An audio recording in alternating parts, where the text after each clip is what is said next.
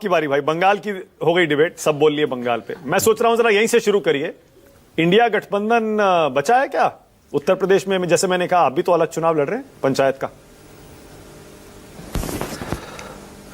मानक जी, उत्तर प्रदेश में इंडिया गठबंधन है समाजवादी पार्टी की तरफ से, और समाजवादी पार्टी का और हमारे नेता माननीय अखिलेश यादव जी का जब आप इतिहास देखेंगे तो हम लोग जिसका भी साथ पकड़ते हैं, जिसका साथ देते हैं, अपनी तरफ से नहीं छोड़ते हैं।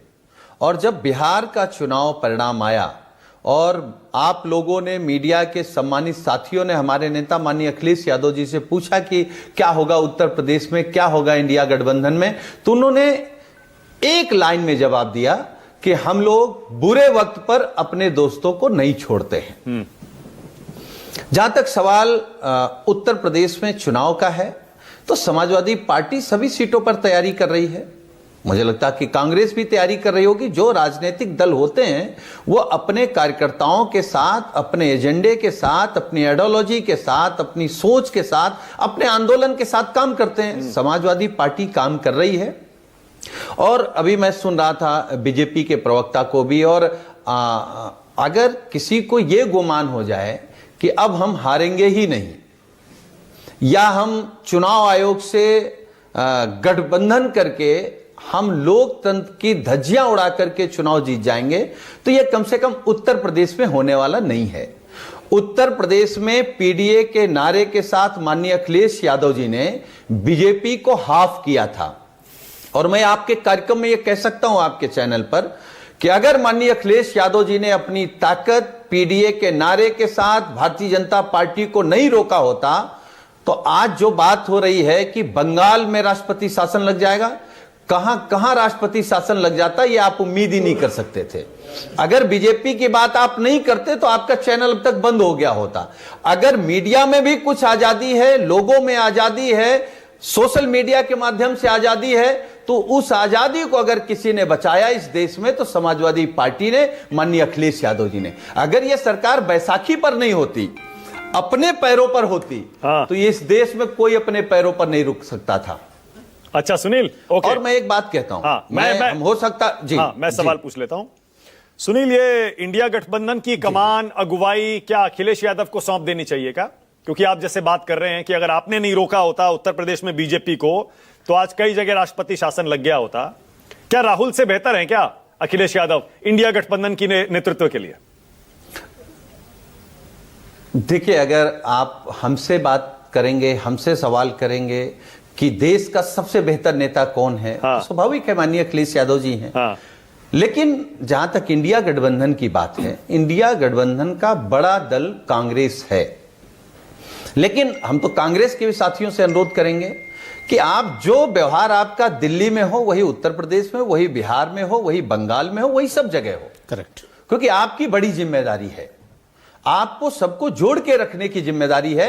आपका इंडिया गठबंधन दिल्ली में अलग, उत्तर प्रदेश में अलग, बिहार में अलग, बंगाल में अलग ऐसे नहीं चलेगा। अच्छा, तो एक काम करिए ना सुनील, आप ही बता दीजिए, फिर आप ही बता दीजिए। रोहन मित्रा बैठे, आप ही बता दीजिए कांग्रेस को बंगाल में क्या करना चाहिए, बताइए।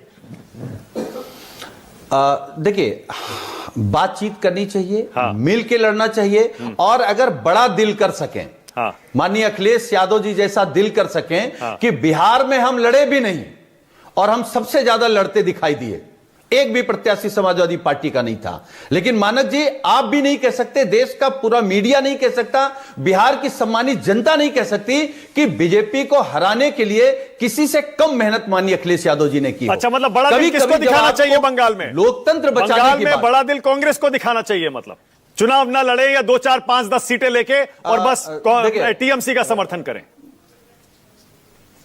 देखिए मानक जी, मेरी जितनी राजनीतिक समझ है कि राजनीति में जिसकी ताकत कम होती है उसको बड़ा मन दिखाना चाहिए, और जिसकी ताकत बड़ी हो उसके साथ खड़े होकर के अपने दुश्मन को रोकना चाहिए, देश को बचाना चाहिए।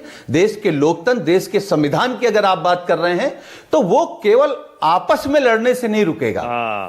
और इसमें बीजेपी की कोई गलती नहीं है। बीजेपी की इसलिए कोई गलती नहीं है, भाई बीजेपी अपना धर्म निभा रही है। बीजेपी को भ्रष्टाचार करना है, झूठ बोलना है, आपस में लड़ाना है, लोकतंत्र खत्म करना है, संविधान खत्म करना, तो वो अपने एजेंडे पे काम कर रही है।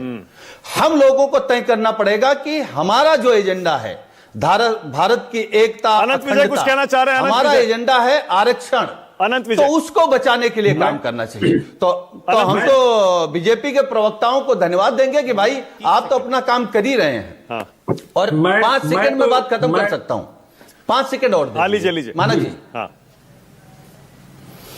देखिए, मैं तो मानक गुप्ता जी के कार्यक्रम से इस देश की सम्मानित जनता से अपील कर रहे हैं और आपके सभी दर्शकों से कि भारतीय जनता पार्टी के बनाए हुए पुल और भारतीय जनता पार्टी सरकार में बनी हुई दवाइयों पर भरोसा मत करिए, कभी भी आपका नुकसान हो सकता है। ऐसे मत बोलिए ना सुनील, एक सेकंड ना, ऐसी बात मत करिए। एक मिनट, केंद्र में कोई कैसी बात कर रहे हैं? नहीं, आप देख नहीं रहे? सरकार में किसी आप बनी देख दवा नहीं पर रहे? विश्वास मत अच्छा, करिए। उत्तर प्रदेश में अरे नहीं, एक सेकंड, भ्रम फैला रहे अरे हैं। कैसी प्लीज। बात कर रहे अरे हैं? कमाल है, उत्तर कमाल प्रदेश कर रहे से हैं। लेकर के कितने राज्यों में लोग मर रहे हैं? कैसी बात कर रहे हैं आप अगर अरे किसी सैकड़ों घटना की लोग बात मर कर रहे हैं तो गए उस तक सीमित कब सिरप रखिए। में? ये मत बोलिए कि अगर राज्य में या केंद्र में बीजेपी की सरकार है तो इस सरकार में बनी दवाओं पर यकीन ही मत करिए। ऐसे मत बोलिए प्लीज। आपको पता है ये भ्रम हम तो फैलाने अपील कर वाली बात। सकते हैं, अपनी जान बचानी है तो बीजेपी के पुल से और बीजेपी की दवाइयों से बचना चाहिए। बीजेपी अच्छा, मौलाना साहब, उसके बाद अनंत विजय। मौलाना साहब बोलिए, क्या कह रहे हैं? जल्दी से।